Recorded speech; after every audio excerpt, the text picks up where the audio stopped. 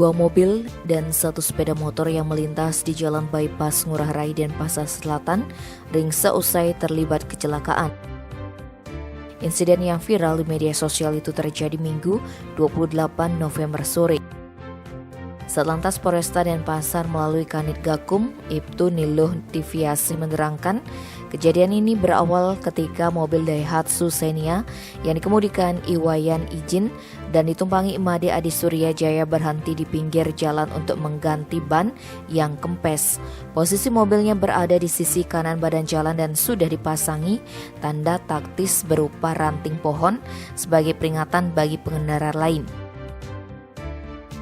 Saat sopir dan penumpang melepaskan ban serep, tiba-tiba dari belakang muncul Daihatsu Xenia lain yang dikendarai Gede Turun Adnyana. Lalu menabrak mobil mogok tersebut hingga pantat kendaraan itu terhempas ke kiri. Apesnya lagi saat bersamaan melintas motor Yamaha NMAX yang ditunggangi Iwayan Rahadi. Pemotor asal Tegalalang Gianyar itu menabrak bokong mobil.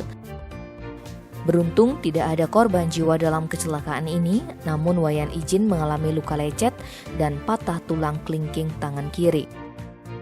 Pria asal Padang Sambian KJ Denpasar Barat itu dibawa ke Rumah Sakit Bali Mandara.